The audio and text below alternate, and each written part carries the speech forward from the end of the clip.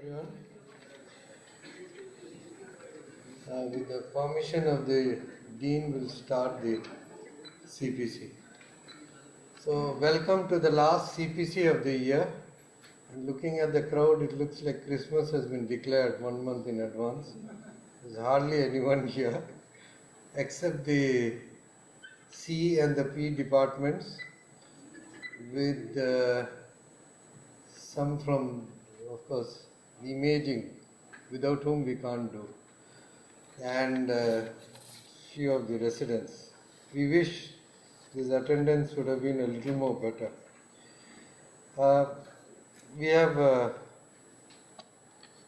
great pleasure in telling you that this clinical case has been contributed by the Department of GI Surgery, and Professor Sani and Professor Sujoy Pal have been instrumental in providing this case to us. But it also demonstrates that the best thing about GI surgery and GE is the surgeons and physicians work in tandem. And they decided that instead of calling a surgeon, they would call a physician. I mean, these things are rarities, and unfortunately there are not many to celebrate this today. We have as a clinical discusser Brigadier Pankaj Puri. Brigadier Puri is well known in the GE and GI circles, but to all of you, all others, he is currently the professor and head of the Department of Internal Medicine at AFMC Pune. He did his internal medicine from AFMC and was further trained in PGI Chandigarh. He is a well-known gastroenterologist who publishes, and he's been, we have learned a lot from him in various fora, including conferences. And we are thankful to him. And like most things in CPCs, everything is done in the last moment. And he agreed to come at a very, very short notice. So I think he deserves full praise for that. Brigadier Puri, the stage is yours.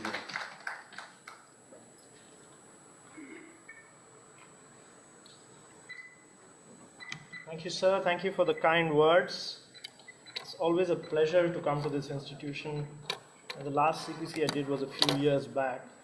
And Dr. Siddharth's CPC is always very scary because he comes out with very intriguing diagnosis. And thank you once again for allowing me to come. Just a minute. So I bring you greetings from Pune.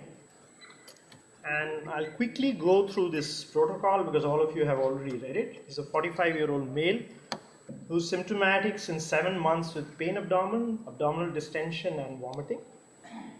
Pain is colicky, constipation, and distension and bilious vomiting that resolves spontaneously. The pain has increased over time, and there's no history of ball-like mass rolling movements. There's no history of fever or of weight loss, no history of bleed or any other previous episodes before this onset. In the past history, he was treated for tuberculosis 30 years back for 6 months. He's a vegetarian, smoker, consumes alcohol occasionally. Now, he was evaluated elsewhere. He had an ultrasound, he had a CT enteroclysis, and he had empirical ATT for 2 months. There was no response. He was evaluated at the Department of Gastroenterology at AIIMS. His ATT was stopped. He had 3 courses of steroids and he was lost to follow-up. We have no clue as to, the protocol doesn't tell us how he responded to the steroids or if he did respond at all. He was evaluated in another hospital where he had recurrent subacute intestinal obstruction. He had a colonoscopy and biopsy. That is also a state secret what we found, but he did get valganciclovir and itraconazole after that. In current hospitalization, he was admitted at AIIMS with acute intestinal obstruction. He underwent a CT chest, CT enterography, followed by a bronchoalveolar lavage. He had no respiratory symptoms, mind you. What are the findings and what is the indication of this bronchoalveolar lavage? Again, we don't know. Since the patient didn't improve with conservative management, a surgery was planned. Clinical examination, there was no tachycardia, there was no pallor, icterus, cyanosis, clubbing, lymphadenopathy, or pedal edema. Now his respiratory system was essentially normal. His abdominal examination showed features suggestive of obstructive subacute intestinal obstruction, and his rectum was empty with no rectal balloon. Investigations showed a hemoglobin of 8.7, slight cytopenias. His urine RE was unremarkable. Biochemical parameters, renal parameters were normal, calcium was low, his uric acid was normal, LFT was normal, but again albumin was only 1.7, and he had a rise in alkaline phosphatase of 451 international units. Again, CRP was 2. His endoscopy showed some antral gastritis. He had 2 colonoscopies, the first of which was normal, and the second showed multiple rectal and cecal erosions. The protocol says imaging provided includes X-ray abdomen, which we don't have, but we have a scanogram of the CT, a CT enterography, and a CT thorax. We have some cuts of the chest in the CT abdomen. There's no separate CT thorax provided. This is a scanogram. We can see dilated loops, and these are all dilated small bowel loops. And if we look at it, there's a little bit of fluid. You can see some amount of fluid in the abdomen. You see the superior mesenteric vein and the superior mesenteric artery, they are reverse in position. And I don't know if did the CT images come? No, the surgery images, surgery details are later. But you can make out that this is the cecum is on the wrong side. There's malrotation, which was also found subsequently on surgery. Now I want you to see these images because I'm going to discuss a little bit of these images here. If this is the cecum and this is the ileocecal valve, you follow this up and you find that the ileum looks grossly okay. So I'm going to halt a little bit at this because my discussion will be basically around this film. If this is the ileum and we can see a neat stricture here, and this is replicable on more than one cuts, what you do need to see is that there's no bowel wall thickening at this stage, at the site of this stricture. You find that there is no mesenteric inflammation or stranding around this area. That's something I would like you to see. See the next cut, again you find a neat thing, and the distance of this stricture, if we measure from the ICU valve, would be about 7 or 8 centimeters. But at an unrelated site, we do find some area of bowel wall thickening, and this you can make out in the other cut in the same film. Now we don't know whether this is just a part of contraction, it's a little underfilled, but this is the only site you find it. But definitely if you go back to the site of the stricture, you find there's no bowel wall thickening there. Okay, there's bilateral pleural effusion. And the CT chest looks grossly unremarkable. Maybe some changes here, which may be because of previous tuberculosis. We don't have cuts above this. So surgical procedure he underwent. There was a tight stricture in the ileum about 1 feet proximal to the IC junction, and another stricture proximal to the previous stricture. The bowel loops proximal to the stricture were dilated and the distal loops were collapsed. There was gut malrotation, which you could find radiologically, with the DJ flexure on the right side and the cecum on the left side. He underwent an ileal resection, anastomosis with appendicectomy. Now, no comments as regarding what was the bowel wall, but apparently looks normal.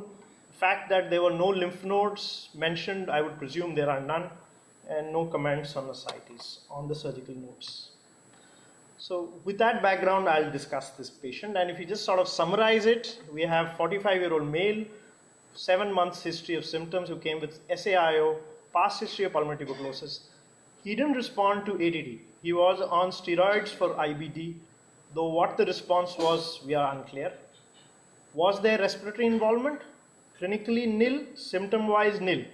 But he underwent a bronchoalveolar lavage. We don't have X-ray and a full CT to look at it any further. Investigations show cytopenia, low albumin, a raised alkaline phosphatase, some colonic erosions on one of the 2 colonoscopies, and he had ileal obstruction, pleural effusion, and ascites. Surgery, he had malrotation and 2 ileal strictures. So with that background, we try and see what we can make of this picture. Some of the issues we need to clear, obviously, what are the causes of bowel obstruction? That is crucial. But there is past history of tuberculosis. He's on steroids for IBD, whether that would contribute to secondary infections. There's bilateral pleural effusion and ascites, we need to explain that. Look at why his alkaline phosphatase is raised, and are those colonic erosions significant at all?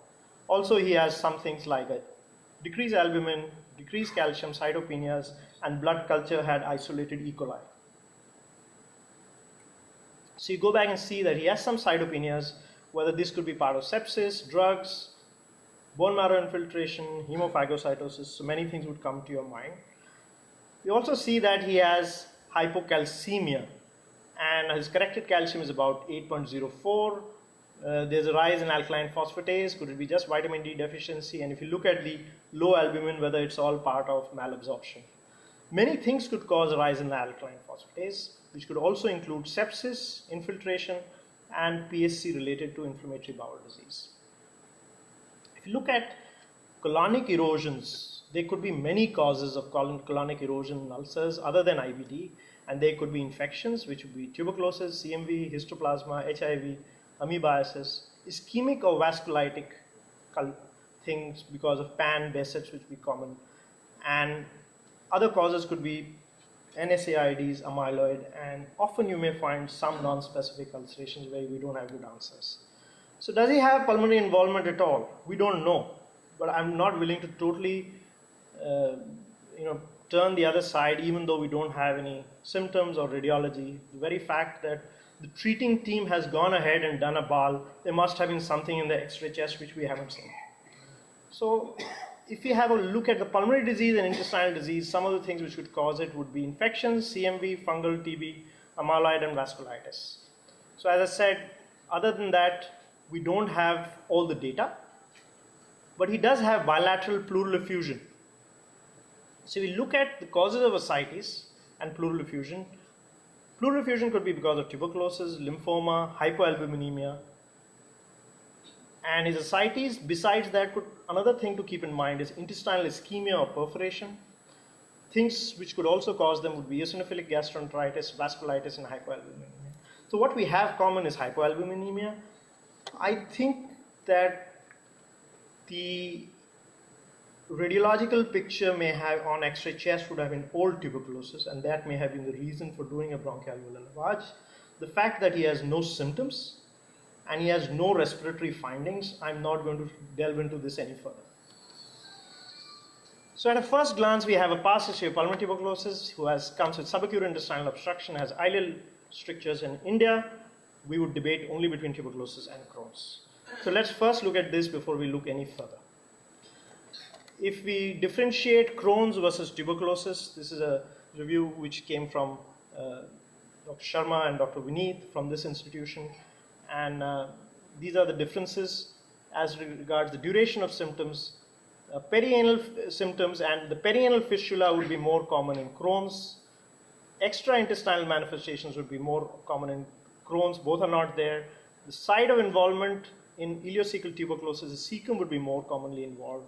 And in Crohn's, the ileum would be more commonly involved.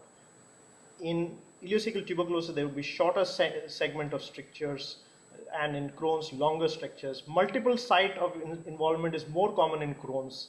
Skip lesions would be more common. Now, pattern of enhancement which we would see is more homogeneous in ileocecal tuberculosis and stratified. Now, if you look at the images which I showed you and we stopped at the images, we found no enhancement on either of the images, which actually is not in favor of either of these two. So mural stratification would be more common in Crohn's. So mesenteric abscesses, fistulae, strictures, these are some of the things which would differentiate between these two. And the presence of nodes, if you have large necrotic nodes and omental involvement, you would think of tuberculosis, but the surgery notes do not mention anything of this type. So our patient had past history of tuberculosis, but he had multiple ileal strictures. Ileal involvement was more than the cecal involvement. Colon showed just aphthous ulcers and no other features. There was no miliary nodules or lymph nodes on abdomen. There was no response to ADT, and probably I would choose Crohn's over TB in our patient. But our patient didn't respond to steroids, or even if he did respond, he relapsed. So we need to look a little more. Why did this happen? So was there a more advanced stricture? That is why he hasn't responded. But mind you, his duration of symptoms was only a few months. Could there be a secondary malignancy in Crohn's? Was there a steroid-related infections? He's had 3 courses of steroids. We don't know the duration. We don't know the response. In which case, we would think of infections, or could it be totally something unrelated? If you look at secondary infections which occur in inflammatory bowel disease, there would be increased risk of adenocarcinoma and carcinoid or neuroendocrine tumors. And the risks would increase with duration of time, and other risk factors would be smoking, proximal small bowel disease, use of 6-MP or azathioprine, and the diagnosis at young age or surgically created non-functional small bowel loop. So our patient had a short duration and he was not on any such drugs. Unlike sporadic adenocarcinomas which have proximal lesions and annular lesions, in Crohn's a clearly visible mass may be seen only in half the cases, and they may be totally undistinguishable from a stricture of Crohn's. Less than 5% are diagnosed preoperatively, and less than 50% are suspected preoperatively, which goes to show that it may be difficult to delineate between the two. The other malignancy which is common in IBD would be carcinoid. Now, carcinoid is unusual malignancy that is small, but it causes a lot of mesenteric reaction, causes a lot of mesenteric fibrosis, and causes adhesions. But some other things you would get would be a lot of mural thickening and luminal narrowing. So a triad of soft tissue mass, mesenteric mass with radiating strands and bowel wall thickening would be suggestive of carcinoid. We did not see that in our case. And calcifications may occur in more than half of these cases. What about secondary infections? Now, histoplasmosis is GI involvement occurs in 70 to 90%, and the terminal ileum is most commonly infected, as in our case. It may be misdiagnosed as IBD or malignancy, but again, they may have, besides obstruction, they could have GI bleed, bowel perforation, diarrhea. You could have lung infiltrates, lymphadenopathy, hepatosplenomegaly, and as much as 30 to 100% in pancytopenia. And they would be more than 2/3 would have enlarged lymph nodes. So many of these things are not there in our case. CMV can cause a secondary infection. Obstruction is unusual. I'm showing you a case here where you have little tight diaphragm-like strictures, but more often than not they would come with fever, pain abdomen, watery diarrhea, and bleeding. And to have CMV infection presenting like this would be a very rare possibility.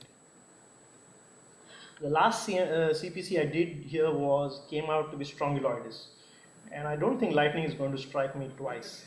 So I think I will discount it only for that. So, but yes, very true. Very true. So, but in any case, so I will cover it, none the case, because once bitten, twice shy.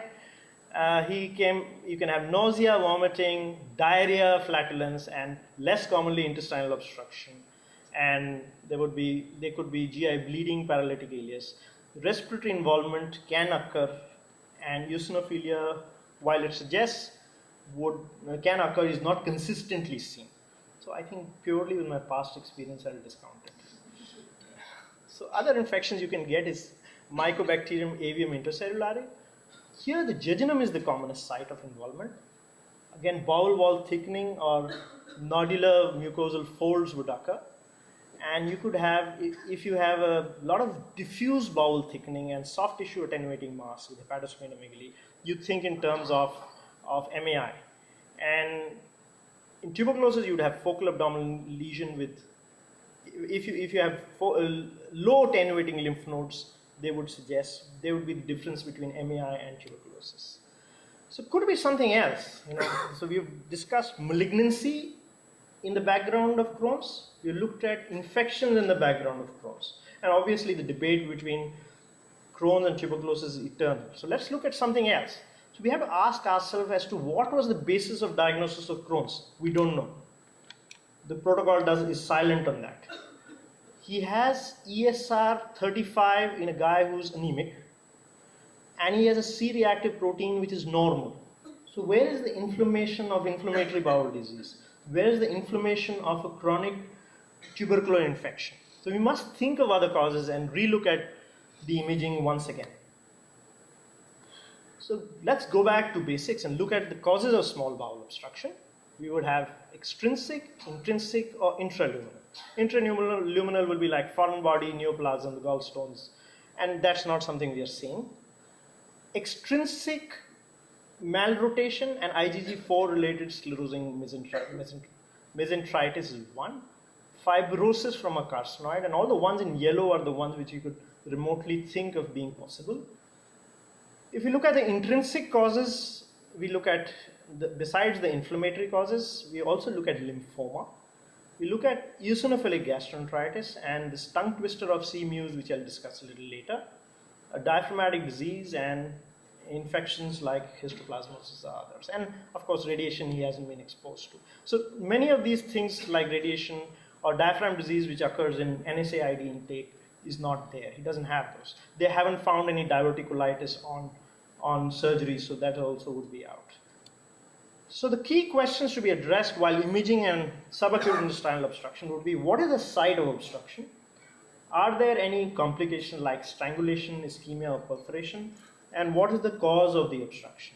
So site, we have no doubts, it's a distal small bowel. Even surgery has told us that, so we don't need radiology. So there are no features of intestinal ischemia. The first thing most important would be an altered bowel wall enhancement, and we don't find that. And while there is some amount of fluid, this is probably a part of hypoalbuminemia.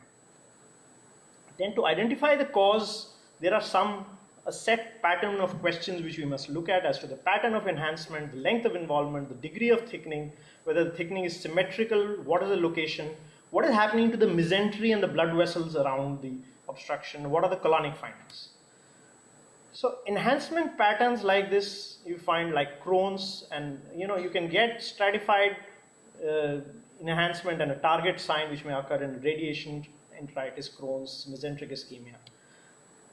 The length of involvement in our case is segmental, which could be anywhere from IBD, radiation, enteritis, vasculitis, tuberculosis, Crohn's. It doesn't tell us much. The symmetry of thickening, if it's asymmetrical, we think in terms of Crohn's, malignancies, and if it's circumferential, we had one image of a circumferential thickening, which is away from the distal stricture. The location, where is it in the course of the small bowel, like adenocarcinomas would be proximal. And in the wall, where would it occur? The other thing is, if the thickening is very huge, we think in terms of malignancies. In our case, the thickening wasn't huge. That little area of thickening was only about 7 mm. And what are the colonic findings? Were the finding consistent with IBD, vasculitis, or other things? And mesenteric findings. Now, the absence of inflammation and the absence of mesenteric findings should be taken with cognizance. We must think in terms of lymphoma. If you find that there's no inflammation adjacent to a thickened strand. So there was no inflammation which I did see with my limited radiology experience. Now this is a picture of a patient with terminal ileum. This is a book picture of a terminal ileum involvement of Crohn's with this bowel wall thickening, submucosal edema, luminous stenosis, and mucosal enhancement. So you see our patient. Our patient is almost nothing. Next is the features of inflammation which Crohn should have are not there. Like I mentioned earlier, the C-reactive protein and ESR are normal. But if you look at all the other features of inflammation which you have are almost not there. There's no, there's no edema, there's no enhancement, there's no perienteric signs, and the colonoscopic findings are non-specific. So the characteristics of small bowel stricture in this patient of ours are: 1, he has multiple strictures; 2, there is no thickening or mass lesion at the significant stricture site; and 3rd, there is a lack of inflammation. When we look at the causes of multifocal strictures, we would look at, besides Crohn's and infections, we would look at CMUSE, we would look at EATL, enteropathy-associated T-cell lymphoma, vasculitis, and drug-induced. Obviously, there's no drug history in our patient. Enteropathy-associated T-cell lymphoma, ulcerative jejunitis and refractory celiac are interrelated conditions. In more than half, EATL may be diagnosed. The patients may not be known patients of celiac disease. They may be diagnosed at the same time, and the celiac may be detected after intestinal resection, so that's something we must keep in mind. It's multicentric, so that's again would be fitting with our patient. But the imaging would show bowel wall thickening, mesenteric fat infiltration, and hyposplenia. So these we don't have. The other thing which can cause multiple strictures could be eosinophilic gastroenteritis, but again typically they would have peripheral eosinophilia, thickening of the bowel, and the jejunum is more commonly involved than ileum, unlike our patient. If you look at the causes of vasculitis, we find that the commonest causes of vasculitis are hinox-choline in up to 90%, and about 50% would be there in pan, Churg-Strauss, and SN. These are the two commonest groups which would cause lesions. Now, obstruction can also follow ischemia because of vasculitis, and the most common vasculitis, as I said, if you have a small vessel you can have ischemia, but when you have larger vessels you can have peritonitis and perforation. While I say that, case reports of pan presenting with intestinal obstruction are well documented. So you must suspect vasculitis if you have recurrent involvement in different bowel wall segments. Of course, there will be some classical features of all of these, like the skin manifestations and the of HSP, hinox-choline, and in Behçet's orogenital ulcers, which are not there in our case. And these would be, anyway, some investigations which you would be doing in each of these. Now, imaging, again, CT would also show features of engorgement of mesenteric vessel. We don't have it. And the differentiating features from Crohn's would be presence of creeping fat in the mesentery, small mesenteric nodes, and complications of Crohn's like abscesses, fistula, and perianal disease. Another thing which you must look at is presence of generalized activity of vasculitis elsewhere, which we don't have. Small diaphragms like obstructions in NSAD can occur. They will have no mesenteric involvement, no inflammatory signs, but our patient has no history of NSAID intake. So one of the last things I look at is this thing called CMUSE, which is Cryptogenic multifocal ulcerous stenosing enteritis.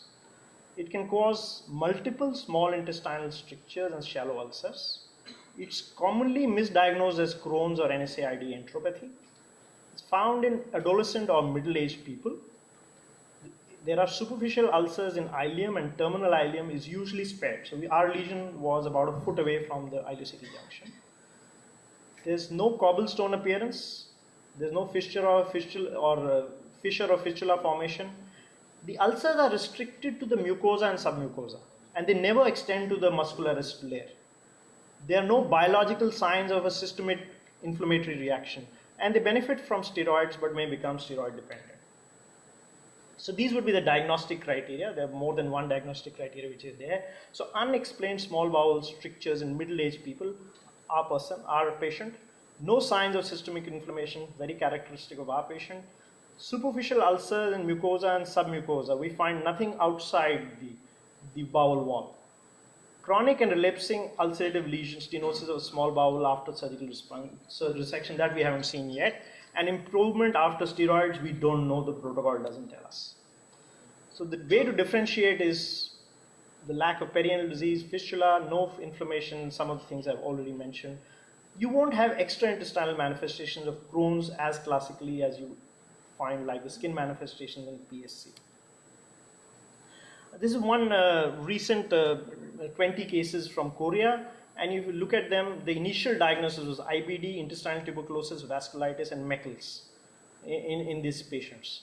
And again, they came with many of these things. And the site of the obstruction in 2/3 of cases was in the ileum, with or without jejunal involvement.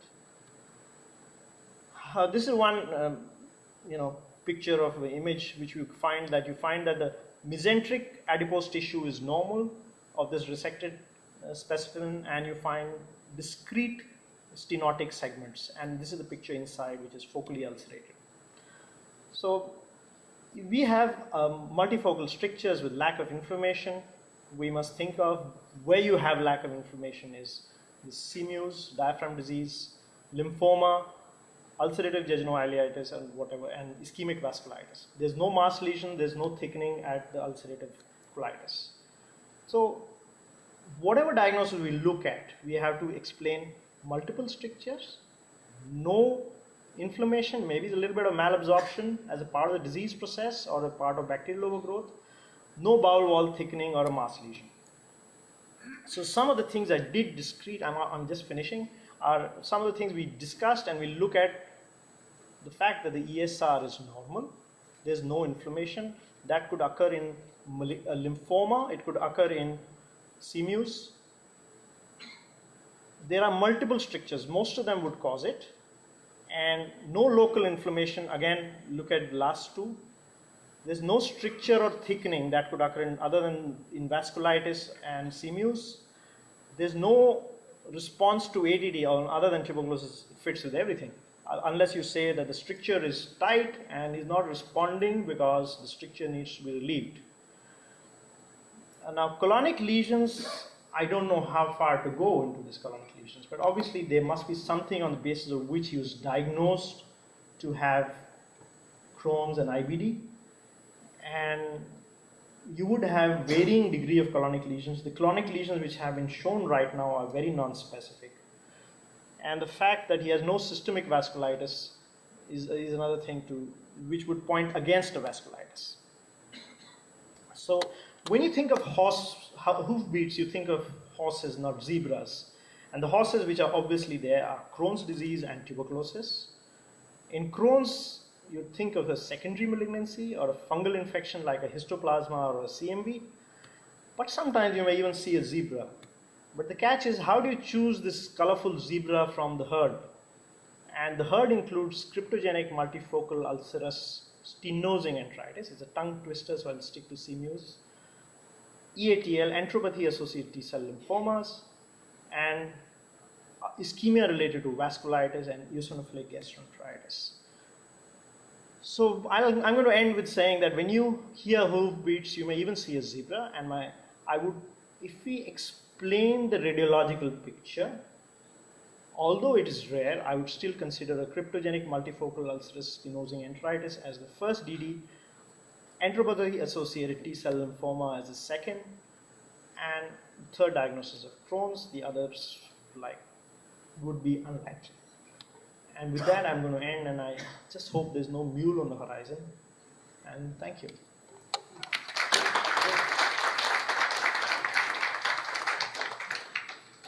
Thank you, Brigadier Puri.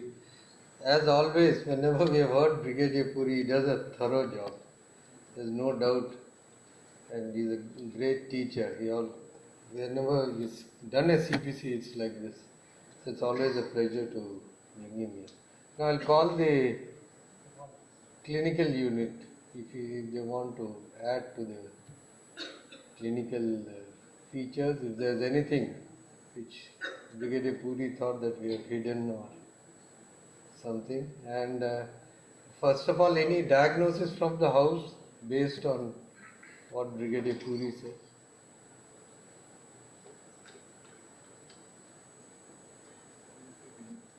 Nothing. Then I think Dr. Vineet and Sujay, if there's anything you both want to add. Has he been sent the images before? Surgical images? He added. There's nothing much to add apart from the fact that we were with the horses when we went in. So we thought of tuberculosis or Crohn's, and when we operated we found that there was complete malrotation of the gut, which was of course not the cause of the obstruction. The obstruction was caused by two strictures which are around 5 to 6 centimeters apart on the terminal ileum, which was about a feet away from the ileocecal junction. And the intervening bowel was also unhealthy and inflamed looking. The mesentery was not creeping over it, just where would you expect if it's a Crohn's disease. But they were very tight strictures and the bowel was dilated proximal to it. So that is the only finding we have. There was no mesenteric lymphadenitis, there was no other, features. There were no other features. And post-operative course was generally uneventful. And Dr. Vineet, if he has anything to add, he's been following up medically. Later on. So if there are none, then we'll start.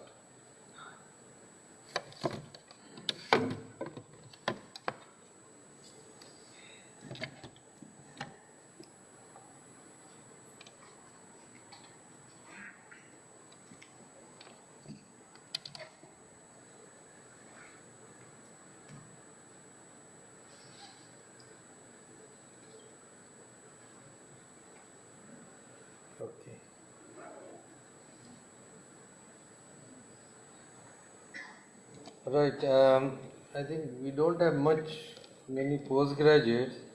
I thought I'll just tell you that these CPCs actually started from the Mass General, and CPCs were not started by people of our profession. And actually, Dr. Cannon, who was in the Harvard Medical School, he had a roommate who attended the Harvard Law School. And in the law school, they always had this kind of discussions, where they would discuss cases and predict what the judge would have told as a judgment. And he took that and he gave that idea to the chief of pathology there, and since then the CPCs have started. So that was a regular affair, the Mass General, and it took over all over the world. And people have been discussing CPCs, and even in Australia there was a discussion of a CPC in 1882 on a valvular heart disease. So it's an old thing. The main thing in a CPC is what Brigadier Puri did. That's the approach to the diagnosis. Nobody wants to know the exact diagnosis. We don't learn from that, because invariably there might be something unusual creeping up. And so it doesn't take away from the actual discussion of a CPC.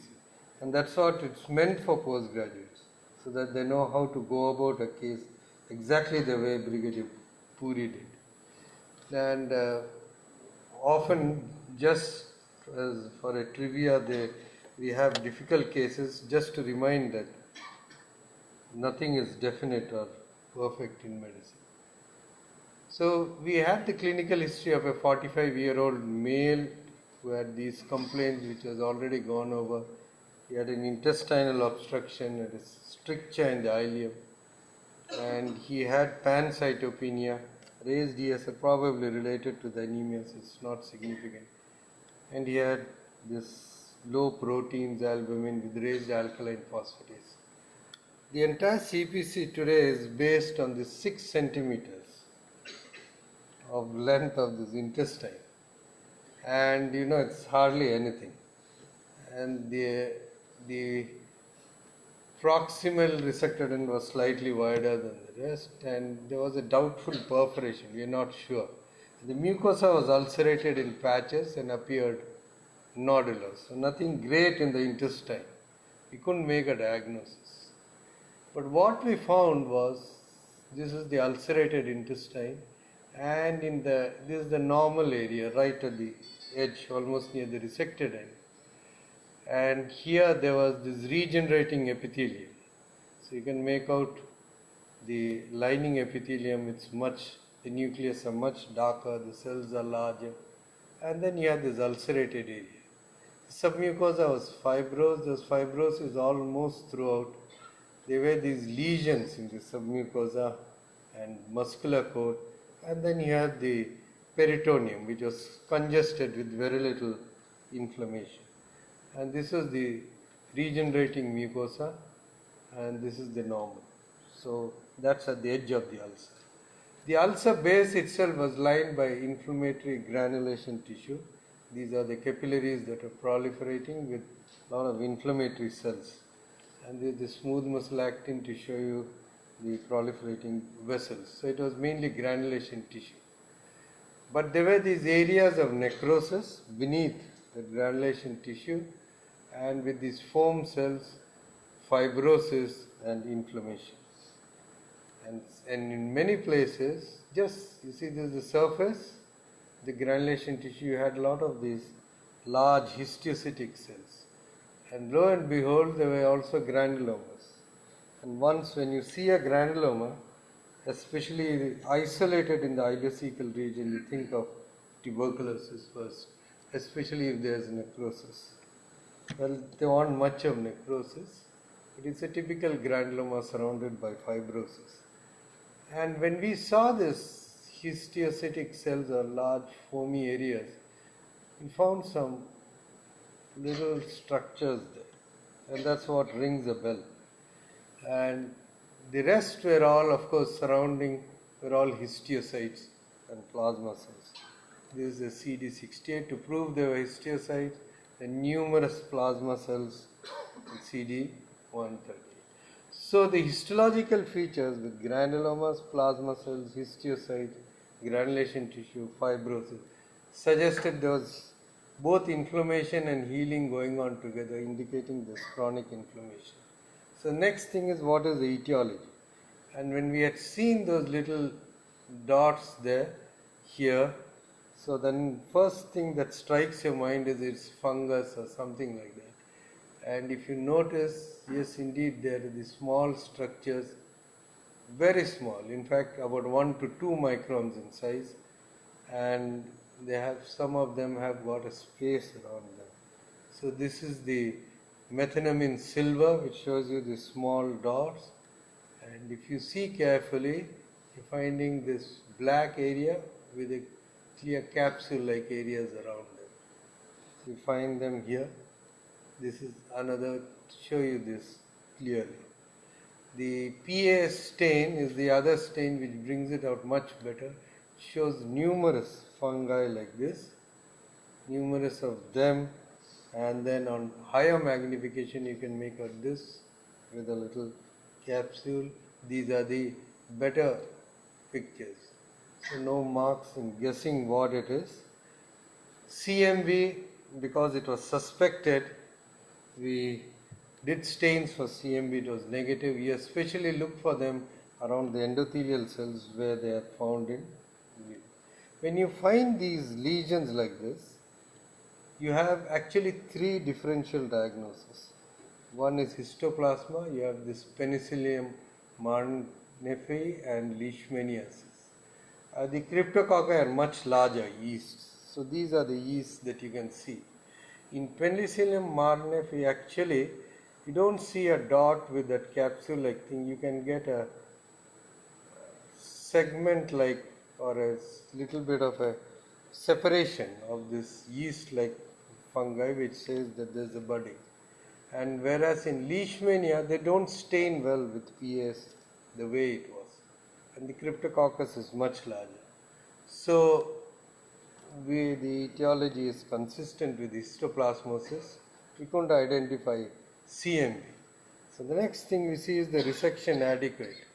Because if the lesion is there right up to the end, it's no surgical resection is accurate. And especially since the serosa is involved. For a good anastomosis, serosa is the most important, because from that's where the blood vessels go. And that's why you have to do a right hemicolectomy, because it goes right up where you get a good serosa. So the serosa showed inflammation to a certain extent, not much.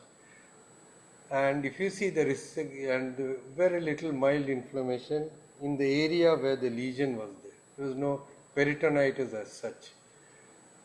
So we saw the resected end, the villi were fine. There is edema. This edema indicates ischemia. We do not know whether this ischemia was acute because of tying of the vessels before resection, or it was because of the stricture itself. We don't see so much of edema generally when you get a resected specimen, and it's more likely that it was because of the obstruction. But anyway, the villi are fine, it's not denuded, this edema is there submucosally, very little inflammation is there, the ganglion cells and nerves are fine, the serosa is fine, so he should do well, the ends are fine. So the resection ends are free of any lesion, there's some suggestion of ischemic changes. So if you see this lesion, it was histoplasma.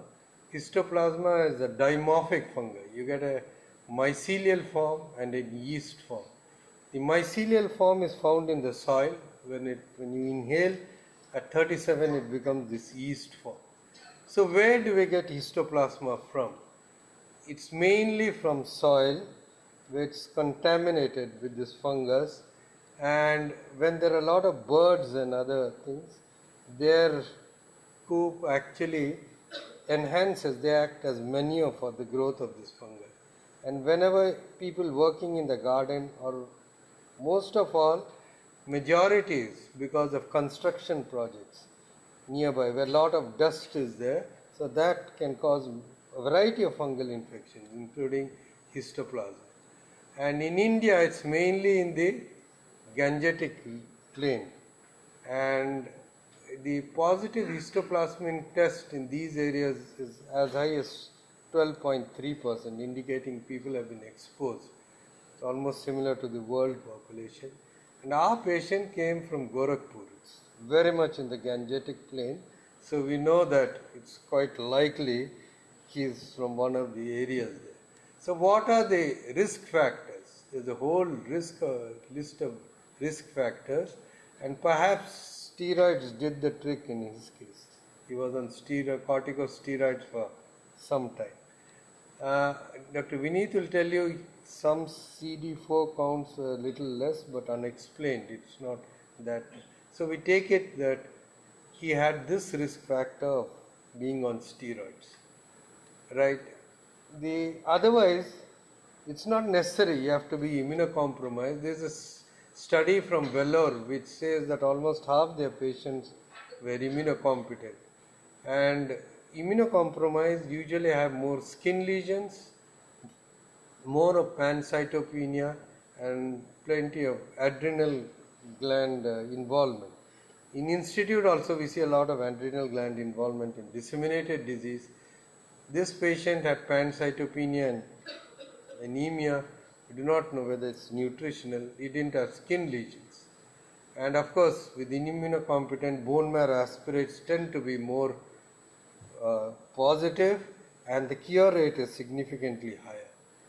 Histoplasma is just like tuberculosis. You get a primary complex, it disseminates, goes to different organs. And the primary complex in histoplasma may not be seen. So in fact, many of our teachers who were trained in US, who did the boards there, they used to tell us that if we see a granuloma in Kansas City, it's histoplasma. In India, it would be tuberculosis. It's exactly similar to that. So lo and behold, in our case also, just next to the vessel, we found granulomas. This might indicate that there was a vascular dissemination, but the chest x-rays, whatever is available, don't indicate that he had a pulmonary lesion. Traditionally, histoplasmosis is mainly a pulmonary disease, so the classification relies mainly on thoracic manifestations, although you can get it in different organs all over the body. So these are the lesions like fibrosis, granulomas of the mediastinum. They may not require antifungal therapy immediately, unlike those which are in the lung. And if you notice, it's almost like tuberculosis. You have a cavitary lesion, you have almost a miliary lesion, and you get a mediastinal lymph node. The way you diagnose is by doing a culture, histological examination of tissue, as in this case. No culture was done. In our microbiology department, they do a culture. Antigen testing by RIA and ELISA, it's not done here. PCR, yes, they can do it. Serological, they do an immunodiffusion test here and a complement fixation test which can be done outside. And you have a histoplasmin skin test. So this case was diagnosed based predominantly on the histological examination of tissues, but it is always better to get a culture done.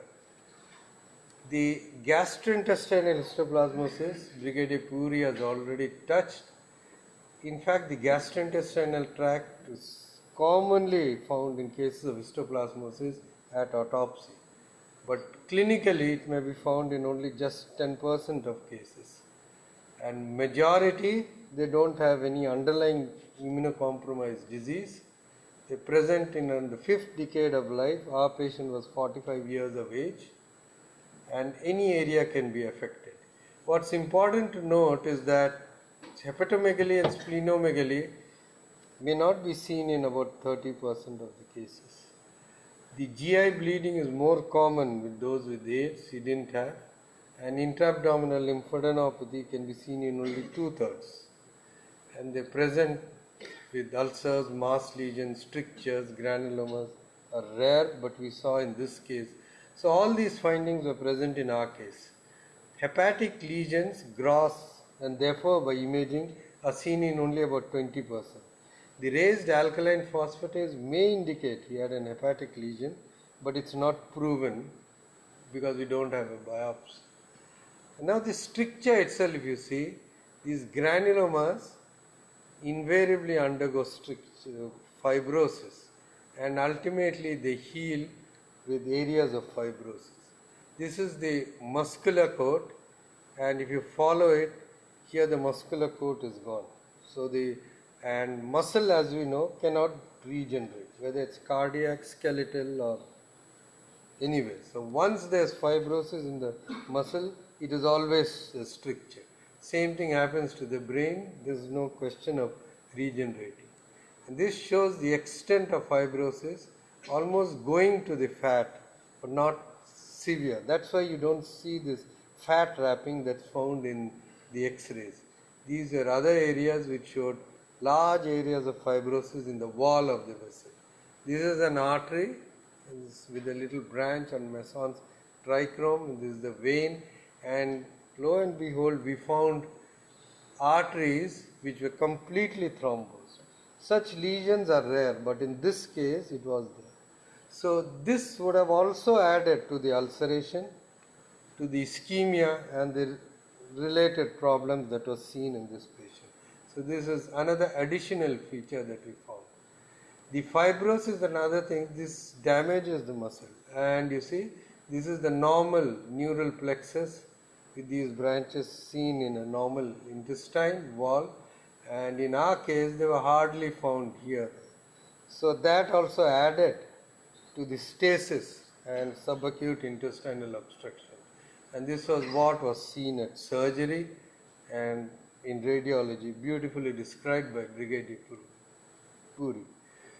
This case had pancytopenia, but it's important to note that thrombocytopenia itself alone can be seen in histoplasmosis, usually in the disseminated form, possibly because the yeast reacts with the platelets, they aggregate, and it's been known that platelet associated IgGs are often developed in these cases.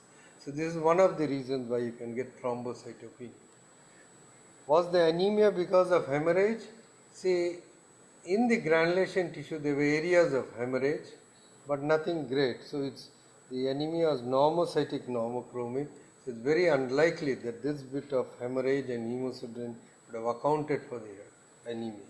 The appendix was removed. The lumen was fibrosed. There's a muscle coat we don't see. It's a chronic fibrosing appendicitis. So the treatment obviously for this case would be plain and simple what we do for histoplasmosis, and I think Dr. Vineet and Dr. Sujay are more qualified to talk about this. In certain cases you have to give lipophilic amphotericin, maybe with steroids.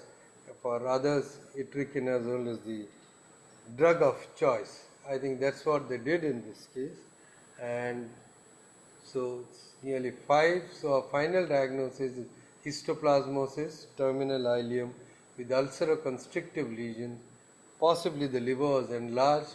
Anemia we don't know because of chronic infection or because it was of malnutrition. He had low calcium, maybe vitamin D deficiency and other things, hypoproteinemia. Then the vermiform appendix had fibrous obliteration of the lumen.